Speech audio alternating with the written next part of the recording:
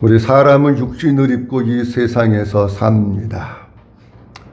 어떤 사람은 7, 80을 사시는 분도 있고 90을 넘게 사시는 분도 있습니다. 이 세상을 살면서 우리들에게 있어서 없어서는 안 될 꼭 필요한 것이 있습니다. 그런데 동시에 사람은 영을 갖고 있기 때문에 이 세상에서만 사는 것이 아니라 죽은 이후의 삶을 오늘 여기 살아있을 때 준비를 해야 합니다. 무슨 말씀이냐고 할 것 같으면 우리가 이 세상에 살면서 참 중요하게 여기는 것 가운데 하나가 물질입니다. 여러분, 사람이 어머니 복중에서부터 태어나서 삶을 마칠 때까지 요람에서부터 무덤까지 살아가는 데 있어서 우리에게 빼놓을 수 없이 중요한 게 물질입니다. 아기가 딱 태어나면 그때부터 돈이 필요한 겁니다. 요즘에는요, 아기 낳고 산후조리원 경비도요, 만만치가 않아요. 옛날에는 뭐 50만 원, 100만 원 뭐 이래면은 됐는데 지금은 뭐 300만 원, 400만 원 막 이러는 거예요. 나면서부터 돈 들어가기 시작해가지고 이 세상을 사람이 떠나면은 뭐 낙골당을 가시든지 아니면 수목장을 하든지 뭐를 하려면은 거기까지가 돈입니다. 돈 없으면 못 삽니다. 여러분. 얼마나 불편한지 몰라요. 그런데 이런 것들이 우리가 죽음 이후에 영원한 삶을 살아가는 데 있어서 걸림돌이 되는 경우가 많다는 겁니다. 여러분, 사람은 이 땅에 살면서 항상 예수 믿는 사람들은 하나는 돈을 바라봅니다. 하나는 주님을 바라봅니다. 그 돈과 주님 사이에 사람은 끊임없는 갈등과 고민을 하면서 살아갑니다. 그러다가 믿음이 아취하는 순간에 주님이 점점 멀어지고 돈과 세상에 가까워지면 주님은 그냥 떠나는 겁니다.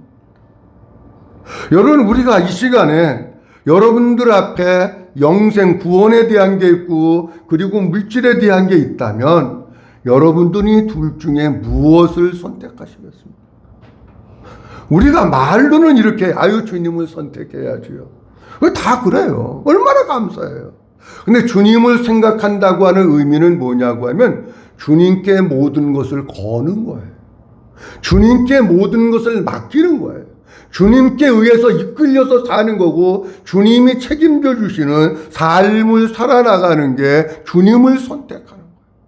근데 말은 우리가 주님을 선택한다고 하는데 사는 모습은 자꾸 어디에 매여서 사느냐고 하면 돈에 매여서 살고 돈에 관심 있고 어떻게 하면 돈 문제 해결할까 거기에 매여서 사는 경우가 얼마나 많은지 모릅니다. 하나님은 우리가 하나님과 연합되어서 하나가 되고 그 하나된 관계 속에서 친밀한 교제와 관계를 나누면서 살기를 원하십니다. 너는 내 앞에 다른 신들을 내게 두지 말라. 10계명의 첫 번째 계명은 하나님과 우리가 한 덩어리 되어서 친밀한 관계를 맺으면서 살라고 하는 겁니다. 그런데 친밀한 관계를 깨트리고 장애가 되는 걸림돌이 있는데 그것이 뭐냐고 할 것 같으면 물질입니다. 앞으로 우리가 살아나가는 세상은 황금의 신, 물질의 신의 더 강력한 영향력 아래서 우리가 살아갑니다. 황금의 신 앞에 하나님을 섬기는 믿음이 맥없이 무너지는 것을 우리가 눈으로 이제 쭉 볼 겁니다.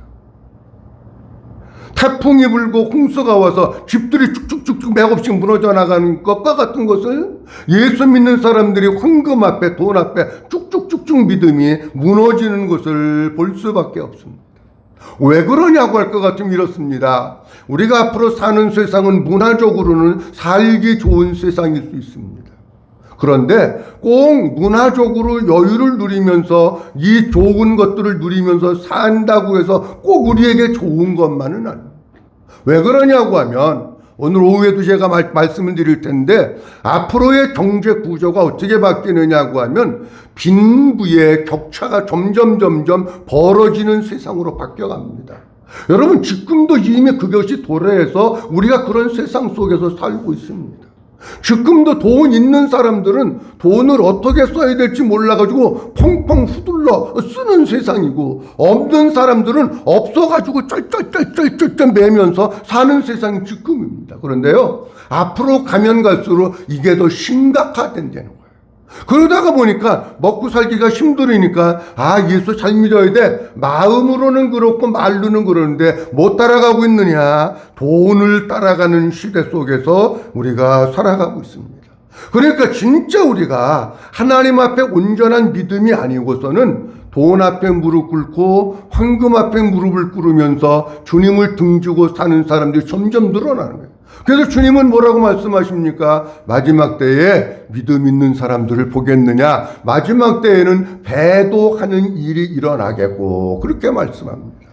오늘 우리가 마태복음 19장 16절서부터 말씀을 봤는데, 간단히 말씀드리면 이런 내용입니다. 어떤 사람이 예수님께 찾아왔습니다. 예수님에게 이렇게 묻습니다. 선생님, 내가 무슨 선한 일을 해야 영생을 얻을 수 있습니까? 이렇게 물어봅니다. 이때 예수님의 계명들을 지켜라 그러십니다.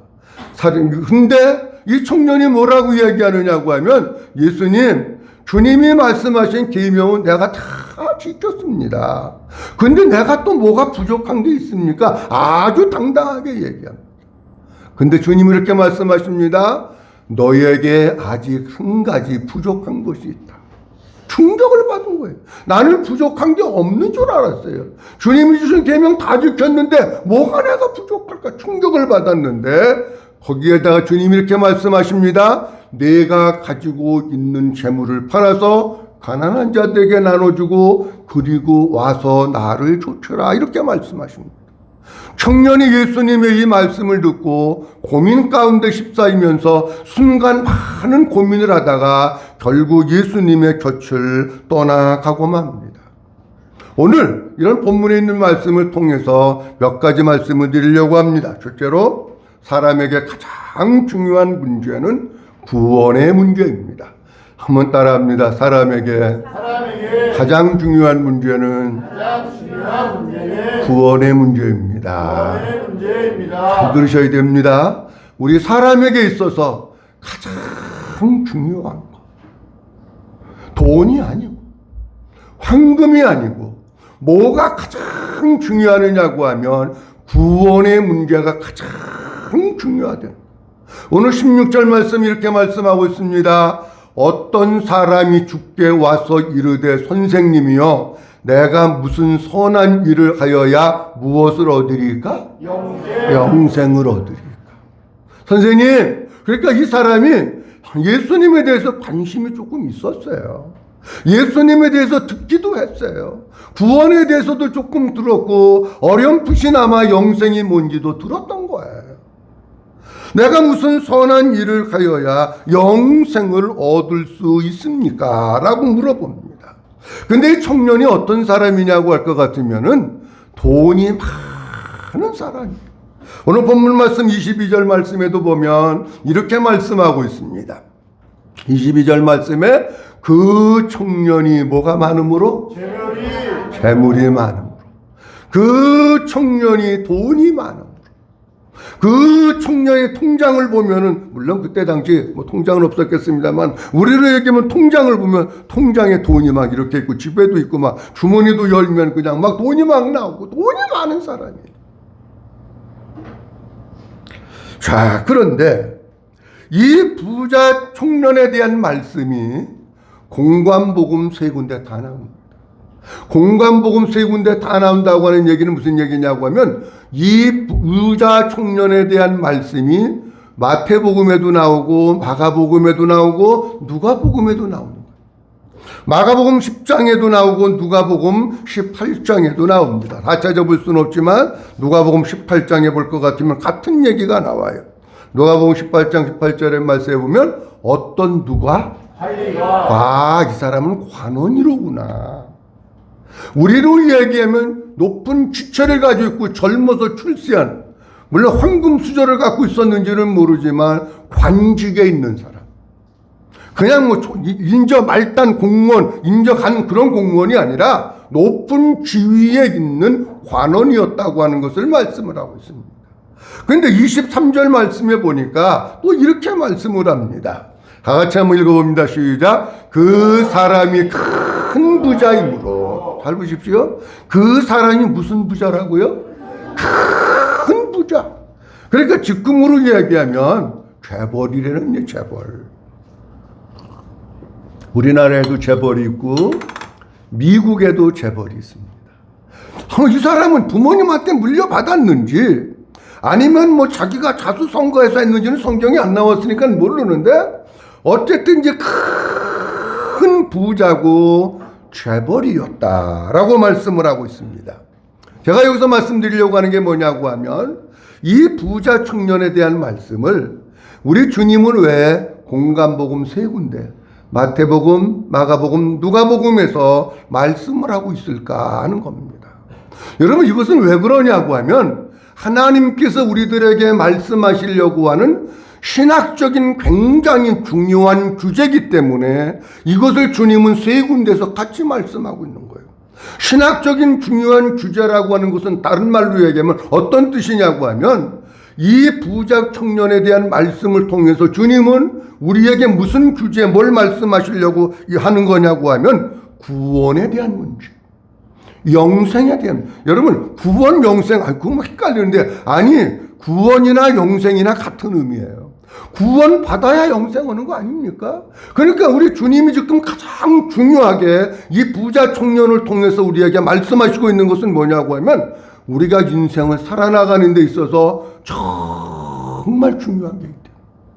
그게 뭐냐고 할 것 같으면 구원의 문제가 가장 중요하다고 하는 것을 우리에게 말씀해 주시고 있는 겁니다.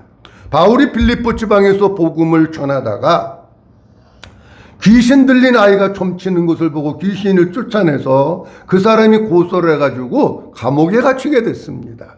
온몸에 매를 맞고 멍도 들고 찢겨지기도 하고 피투성이가 되기도 하고 그래가지고 감옥에 갇혔는데 발에는 척고가 채여져 있고 그런 상태에서 감옥에 갇혀 있는 거예요. 밤중쯤 되었을 때 바울과 실라가 하나님 앞에 찬송하고 기도하는데 갑자기 그 감옥에 하나님의 역사가 났다. 무슨 일이 벌어졌느냐 하면 옥터가 움직이고, 옥터, 우리로 얘기하면 집터, 서울 교도소 구치소 땅바닥이 움직였다 그런 얘기예요 여러분. 옥터가 움직이고 아니 분명히 감옥을 갖다가 자물통으로 채워놨는데 그 문을 열려버린 거예요. 그래가지고 간수가 거기서 지키다가 깜빡 졸았는지 해가지고 깜짝 놀래가지고 눈을 떠서 보니까 옥문이 확 열려있고 이때 간수가 덜컥 무슨 마음이 들었느냐고 하면 이 죄수들이 도망갔으면 하는 사연이다. 안 그렇습니까 여러분? 그래가지고 놀라서 자기가 차고 있던 칼을 빼가지고 자결을 하려고 하는데 바울이 이렇게 얘기합니다. 우리 안 도망가고 여기 있다. 자결하지 말아라. 이렇게 얘기하니까 이 사람이 또 놀래는 거예요. 놀래가지고 이 간수가 바울 앞에 무릎을 꿇습니다. 무릎을 꿇고 입을 열어서 가장 먼저 한 말이 무엇인지 그걸 우리가 마음 깊이 새겨야 된다. 가장 먼저 한 말. 여러분들이 감옥에 간수가 돼가지고 지키다가 문이 열렸는데 안 도망가고 밤중에 그 사람이 거기 있으면 무슨 말 하겠습니까? 아이고 선생님 안 도망가고 여기 계셔서 너무 고맙습니다. 선생님 때문에 내가 죽을 줄 알았는데 도망갔으면 죽는데 살 수 있습니다. 그런 거 하겠습니까? 사람들마다 다 틀려요. 근데 간수가 바울 앞에 무릎을 꿇고 한 말이 정말 중요한 건데 우리 마음속에 잘 새겨야 되는 거예요. 사도행전 16장 30절 말씀에 보면 이렇게 말씀하고 있습니다. 그들을 데리고 나아가 이르되 선생들이여 시작 선생들이여 내가 어떻게 하여야 구원을 받으리까. 바울 앞에 무릎을 꿇고 뭐라 그러냐고 하면 선생님 내가 어떻게 하여야 뭘 받을 수 있습니까? 구원을 받을 수 있습니까? 지금 이 간수에게 있어서 인생 최대의 가장 절박한 문제는 안 도망가서 고맙고 내가 살을 수 있어서 고맙고 그런 게 아니에요. 내가 이 직장 더 다니면서 월급 받을 수 있어서 고맙고 그런 게 아니에요. 내가 어떻게 하여야 구원을 받을 수 있습니까? 라고 물어봅니다. 이 간수에게 있어서 가장 중요한 문제는 무슨 문제냐? 한번 따라합니다. 구원의 문제. 구원의 문제. 그랬더니 바울이 이렇게 말씀합니다. 31절 말씀해 보니까 이르되 시작 이르되 주 예수를 믿으라 그리하면 너와 네 집이 구원을 받으리라 하고 아멘. 그 구원을 받기 위해서 어떻게 해야 되느냐고 물었더니 한번 따라합니다. 주 예수를 믿으라 그리하면 구원을 받으리라. 주 예수를 믿으라 그리하면 구원을 받으리라. 이렇게 말씀하고 있는 거예요. 사랑하는 성도 여러분, 여러분들에게 있어서 가장 중요한 문제는 취직의 문제도 아니고 대학교 어떤 대학교 가느냐 그런 게 중요한 게 아니고 어떻게 사업을 해서 돈을 많이 버느냐 그게 아니고 여러분들에게 있어서 정말 가장 중요한 문제가 뭐냐고 하면 구원의 문제. 믿으시면 아멘. 무슨 문제라고요? 구원의 문제. 여러분들이 구원의 문제가 해결이 안 되면 로또 복권이라고 그럽니까? 난 안 사서 봐서 모르는데 뭐 그거 복권 당첨돼가지고 뭐 3억인지 몇 억 주는지 모르지만 그거 당첨되는 게 중요한 문제가 아니고 월세에서 전세로 가는 게 중요한 문제가 아니고 100만 원에서 200만 원 버는 게 중요한 문제가 아니고 뭐가 중요한 문제냐? 그렇게 한다고 해도 예를 들어서 월세에서 전세 가고 전세에서 아파트를 샀어. 그것도 57평짜리 청소하느냐고 허리만 아파. 나도 40몇 평짜리 전세에서 한번 살아봤어요. 빌라. 그 동네는 시골이라 싸가지고 빌라 값이나 뭐 소가지 값이나 매 마찬가지더만. 40몇 평짜리 샀는데 전세로 살아봤는데요. 와, 여기서부터 저기까지 갔는데 운동장 가는 것 같아. 방이 너무 많으니까 누가 어디 방에 있는지 찾으려면 한참을 찾아. 청소하려면 하루 종일 해야 돼. 좋은 거 아니야. 나는 뭐 그래요. 여러분, 만약에 여러분들이 꿈에도 그리던 58평짜리 거기 아파트 같다고 해도 구원의 문제가 해결되지 않으면 비극입니다. 불쌍한 겁니다. 아니, 지금 내가 비록 단칸방에서 살고 월세방에서 산다고 할지라도 구원의 문제가 해결되고 내가 천국을 누리면 하나님은 그걸 원하시는 거예요. 아니, 여러분들 자녀들이 뭐 그냥 외국의 유명한 대학, 대한민국에 저기 4대문 안에 있는 대학, 물론 근데 가면 좋지만 그런데 못 가도 진짜 구원의 문제가 해결돼서 그 주님과 더불어서 구원의 확신을 가지고 살고 그 주님과 더불어서 천국을 누리면서 살면 그게 그에게 더 중요한 거예요, 여러분. 아니, 뭐가 중요한 겁니까, 여러분? 우리는 뭐가 중요한지 모르고 살아. 자꾸 육신을 갖고 있기 때문에 육신적인 것에 포커스를 맞추고 그걸 붙잡으면서 산대. 너무 중요한 거예요, 여러분. 그런데 제가 이런 본문에 있는 말씀을 보면서 한국 교회에 믿음과 구원에 대한 문제가 명확하게 정립되어서 성도들에게 가르쳐지고 있지 않다라고 하는 것을. 믿음과 구원의 문제는 떼를 내야 뗄 수 없는 관계. 단어상으로는 믿음과 구원이 두 개지만 실제적으로는 믿음과 구원은 하나입니다. 우리는 이렇게 생각합니다. 교회 나오고 세례를 받고 직분을 받고 집사가 되고 장로가 되고 권사가 되고 목사가 되고 그러고 죽으면 구원받았는 줄로 대단히 잘못된 겁니다. 안 그렇습니다. 믿음과 구원의 문제가 그렇게 간단한 문제가 아닙니다. 지난주에 제가 제 글을 읽는 어떤 분에게 전화 한 통화를 받았습니다. 그분도 복음을 알려고 굉장히 애쓰고 복음을 전하려고 하는 분인데 제가 올린 글을 보고 굉장히 마음이 좋았었는가 봐요. 전화를 해가지고 무슨 일로 전화를 했느냐고 그랬더니 목사님 올린 글을 보고 전화했습니다. 그러면서 자기가 알고 있는 그분의 영향력을 많이 받고 있는지 안 받고 있는지 잘 모르지만 자기가 알고 있는 어떤 분, 그분을 아냐는 거예요. 그분이 전하는 거하고 내가 전하는 거하고 맥이 비슷한 것 같다는 거예요.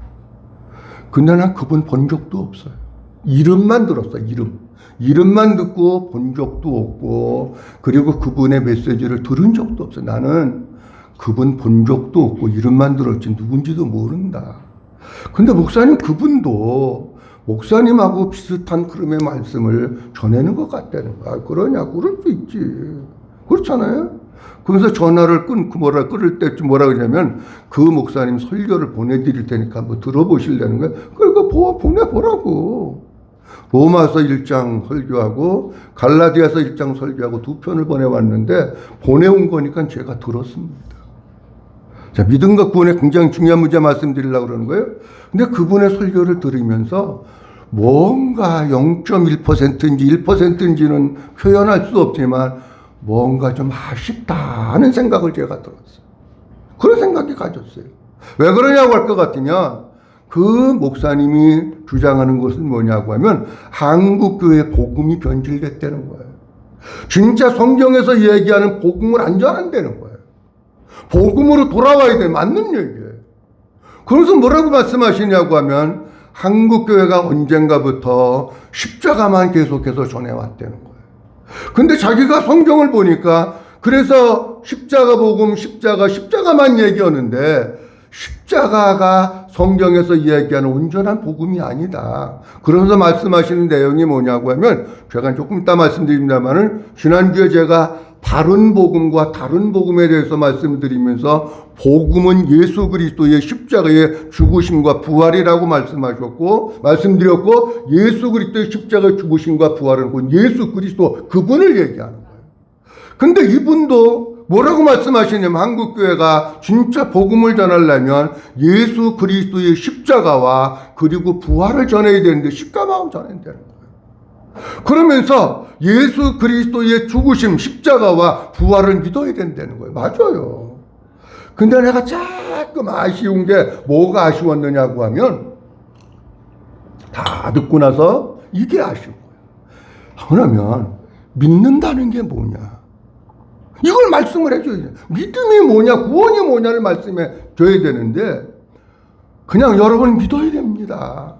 예수님의 십자가와 부활을 믿는 게 그게 진짜 복음입니다. 이러는데 믿는 게 뭔지를, 구원이 뭔지 말씀이 없어요. 내가 조금 아쉬웠어요. 물론 그 목사님들은 나름대로 주님의 깨닫게 하신 것을 그걸 열심히 전하셨겠죠. 자, 그렇다고 할 것 같으면 너무 중요한 문제예요, 이게요.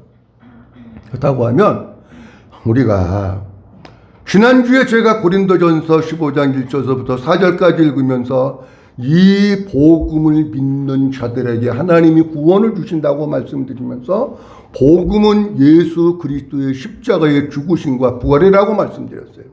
오늘 성경 다른 데 한번 보도록 합니다. 로마서 1장 2절입니다. 이 복음은 시작. 이 복음은 하나님이 선지자들을 통하여 그의 아들에 관하여 성경에 미리 약속하신 것이라. 아멘. 잘 보세요. 이 복음은, 이 뭐는? 복음. 하나님이 그 선지자들을 통하여 누구에 관하여? 아들에. 이게 중요한 거예요. 복음은 뭐냐? 하나님의 아들 예수 그리스도가 복음이라니까요. 자, 잘 들으십시오. 하나님의 아들 예수 그리스도가 복음이라고 하는 얘기는 이런 얘기입니다. 예수 그리스도 이 땅에 오심부터 공생의 사역을 통해 가지고 복음을 전하심, 그리고 십자가에 죽으심, 그리고 부활하심, 승천하심, 그리고 이 땅에 다시 오심, 그리고 천년 왕국에 이르기까지 이 모든 예수 그리스도라고 하는 말 속에는 이 모든 것이 다 포함이 되는 거예요.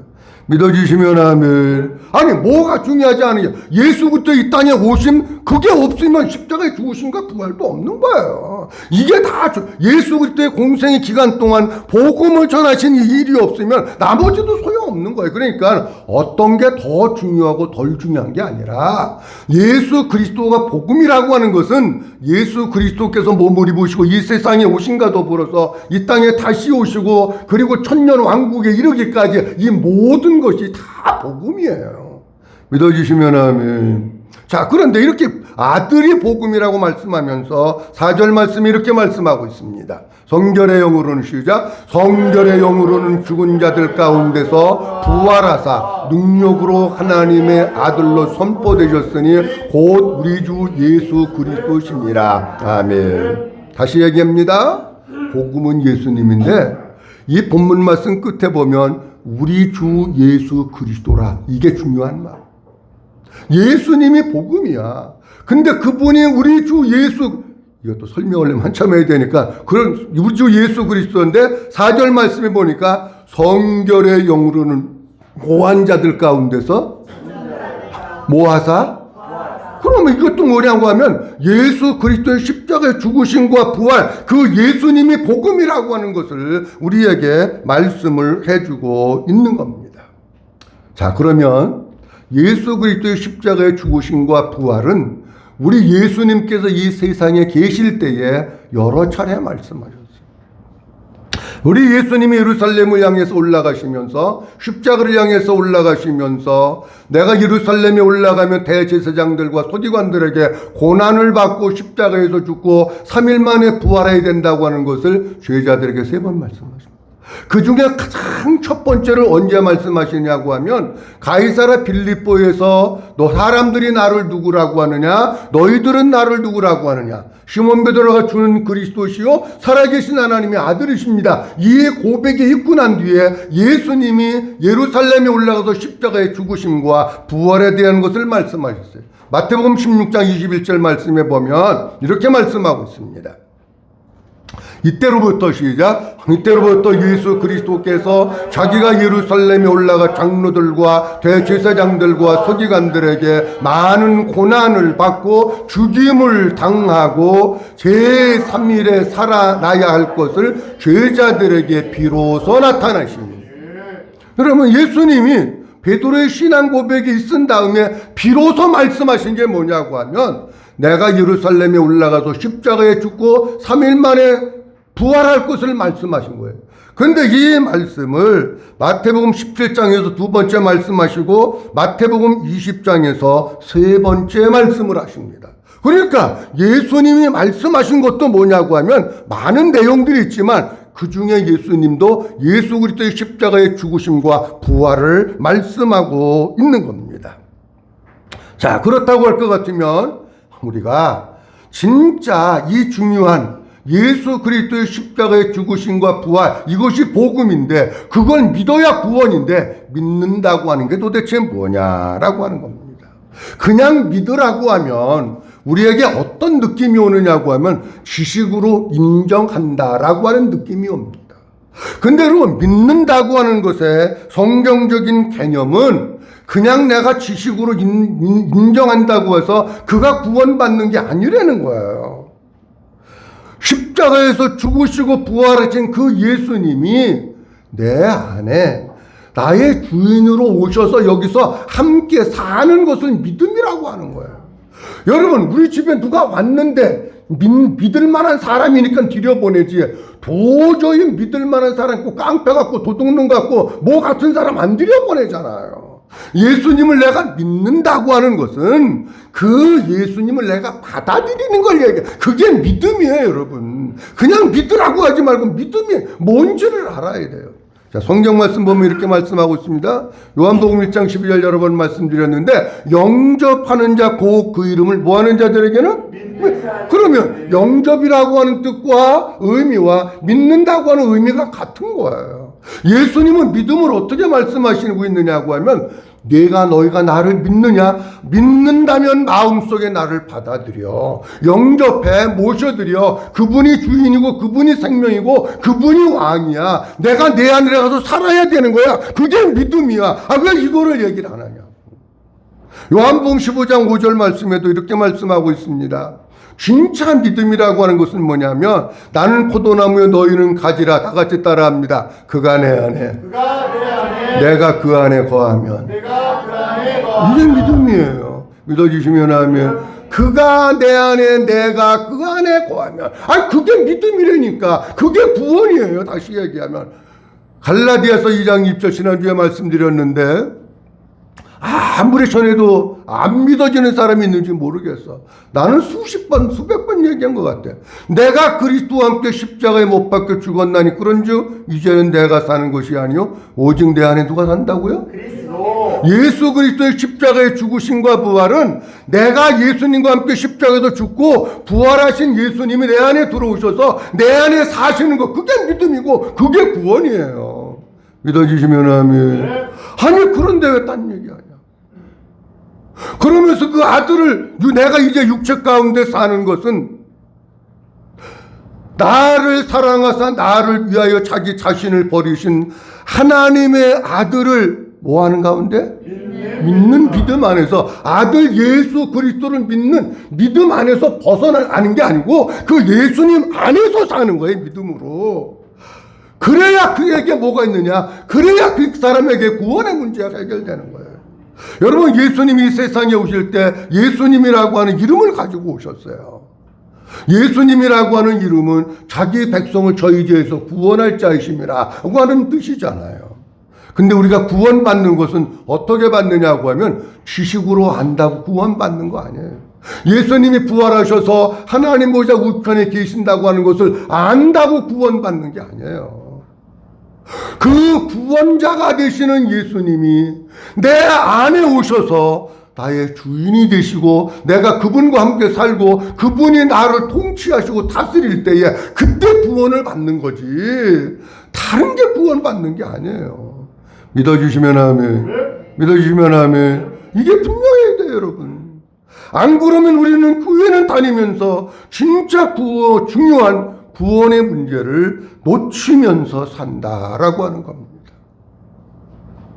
자, 우리 성도님들, 오늘은 뭐에 대한 말씀만 드렸느냐고 하면 우리 인생에게 있어서 가장 중요한 구원의 문제.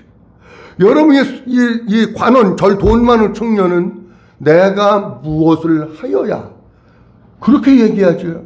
근데 간수는 내가 어떻게 하여야 그렇게 물어요. 달라요 의미가요 여러분. 내가 무엇을 한다고 하는 것은 다음 주에 말씀드리겠습니다만은 인간적인 행위를 강조하는 거예요. 행위.